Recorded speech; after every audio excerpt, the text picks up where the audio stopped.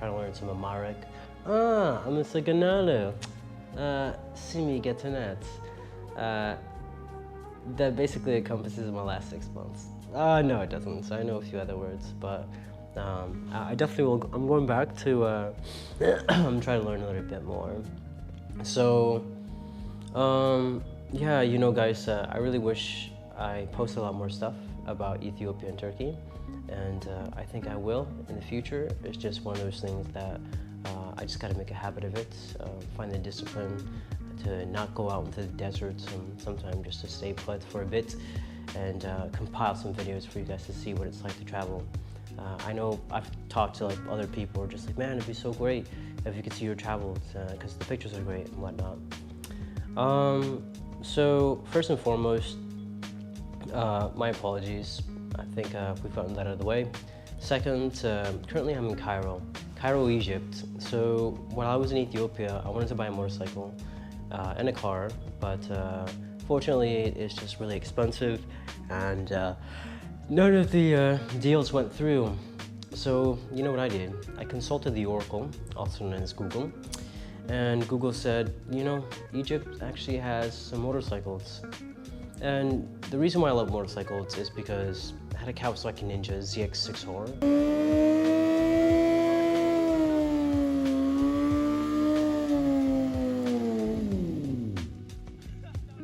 The thing was fast, but the thing almost killed me as well. In fact, my arm doesn't work. I have this huge scar, as you guys can see. So I got to keep up with physical therapy and stuff like that from time to time. And maybe next year or this year, we'll probably like next year, we'll look about getting it fixed. The most important thing though is that like I didn't give up on my dreams, even if it was stupid as hell to take a motorcycle after an accident. I was really determined to buy a motorcycle in Ethiopia, but unfortunately they only have about like 250 cc bikes. So I was like, Egypt it is.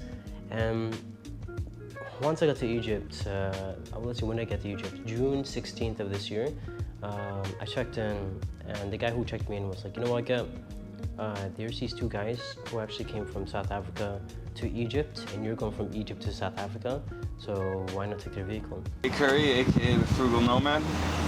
I am proud of this. So as soon as I got to Cairo, I told the guy at check-in, hey man, I'm trying to buy a vehicle. And he said, dude, it's crazy. There was actually these two crazy Americans. They went from South Africa all the way to Cairo in this SUV. I think you'd be interested in it. So for today, I just want to spend a few minutes just asking you guys a few questions in terms of how your trip was. So in total, it took you how long? And about 8 months. This trip was to be filmed for a TV show in the United States. And so we had a lot of infrastructure going into the trip with kind of understanding planning and understanding some of the documents and procedures that maybe we wouldn't have otherwise had. Right.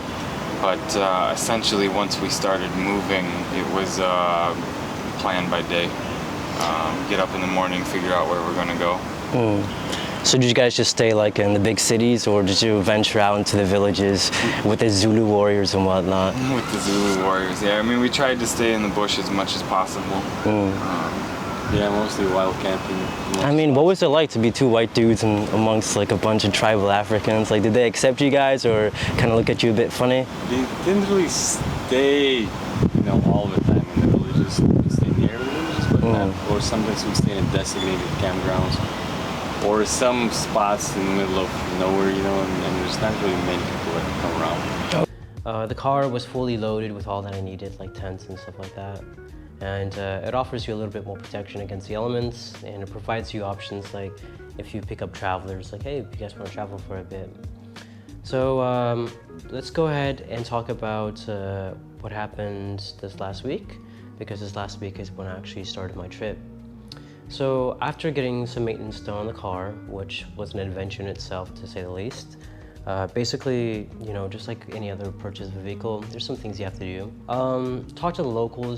Talking to the locals is great because we were able to find a place called the Pajero home. So my vehicle is a Mitsubishi Pajero, it's a 2002 edition. And these guys, you know, they start off as when they're like 6, 7 years old, and they grow up fixing these cars, so they're the experts of the experts. So shout out to Muhammad Islam. Guys, we just got the Pajero fixed. This is the man. He is the best. Excellent. Thank you so much. Shukran.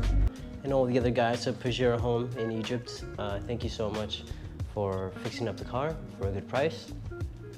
I appreciate it a lot. So right after my car was fixed, I decided to take some of the guys at the hostel to the Pyramid of Giza.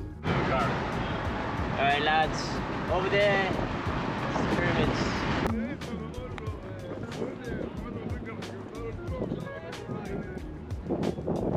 This is my friend Hassam. Do you want to say anything? Guys. Assalamu alaikum. He's the best. If you guys need anything while you're in Egypt, absolutely hit him up. He's got the best tours, guest houses, and recommendations. Nubian Kingdom Aragid House. That's where it's at. All right, y'all. I'll see you guys in the next one. Peace. So driving in Cairo is pretty crazy, to be honest with you. All right, guys. So we just got into a car accident. Our taxi is back there. Basically, we were following Google Maps, and then all of a sudden, we got hit. So that was pretty insane.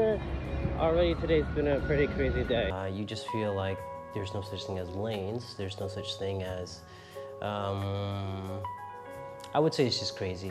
It's just really, really crazy. Giza was really cool. There were some other sites, some other pyramids. There's many different kind of pyramids, and not all pyramids are perfect. Some of them are like a little bit different shaped and whatnot. And I liked it. Going inside was really cool. What's up, guys? We are walking down 300 meters into this pyramid, and let me tell you, it is really freaking far. Like, I don't know if you guys can see it, but it's pretty far. Now we're gonna go up these last few stairs and see how it is.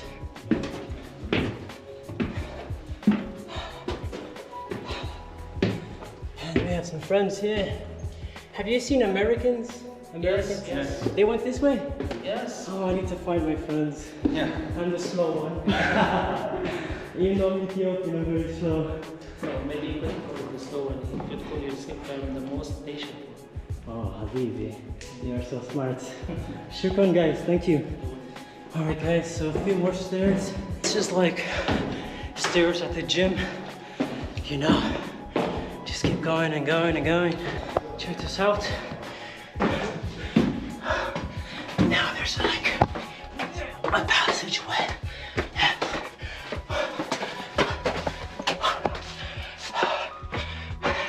I feel claustrophobic.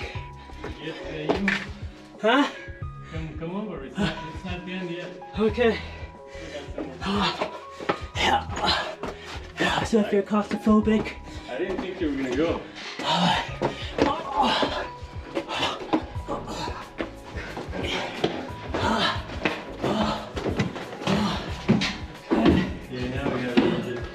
Okay.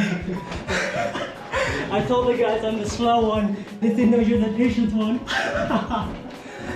No. On Thursday of last week, my buddy Carlos and I, we got into the car and we headed towards Alexandria, Egypt. And even there, the traffic was pretty nuts. We got there around like evening time and it was just like, oh my God. Like it's like insane. One of the great things about Alexandria is that they have really good food, like seafood. It's right on the Mediterranean. So if you like seafood, you're gonna love the way you eat. What is that? This whole moose. This one no bones or bones? No bones, only ears. No more. So one fish, 360. 160 for all. Okay. Okay, let's get one. Shukran, brother. Forgot the picture for Jay. You speak Arabic? Huh? You speak Arabic? No. You speak Arabic? This you speak Arabic beautiful. Ah, Habibi, shukran. See, this guy says my Arabic is good. Thank you, brother. I appreciate it. But look at this, man. This thing is huge. Did you get a picture of shrimp or no? Yeah, I did. Oh, cool. I did.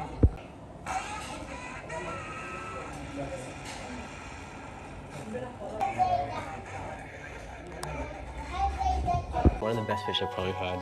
Probably like top three best fish places I've had was in Alexandria. After we were done eating, we went back to our hotel. There's like no such thing as laying.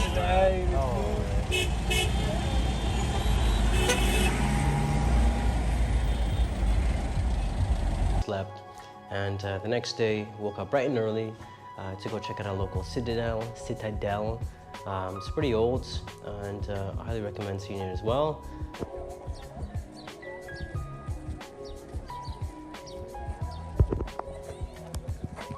All right, bro, what's your thoughts? Is it cool?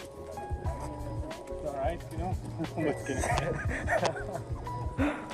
All right, guys, we're here in Alexandria, checking out the citadel before we go to Siwa.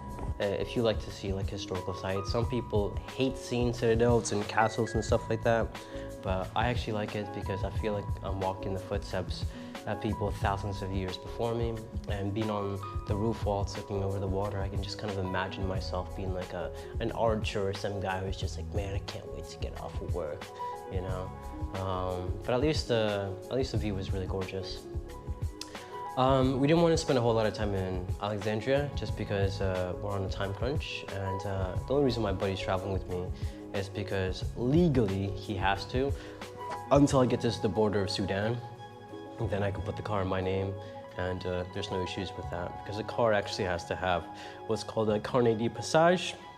So essentially it's a passport for the car, and the person who enters the country with the car has to be the one who exits the country with the car, if that makes any sense, especially a car that's registered in South Africa and you're selling it in Egypt, you know? So yeah, that's a future plan, is to go to Sudan, which I already got the visa and everything. But focusing more on our trip, after Alexandria, spending a day there, we went to, we drove for like 6-7 hours to a place called Siwa.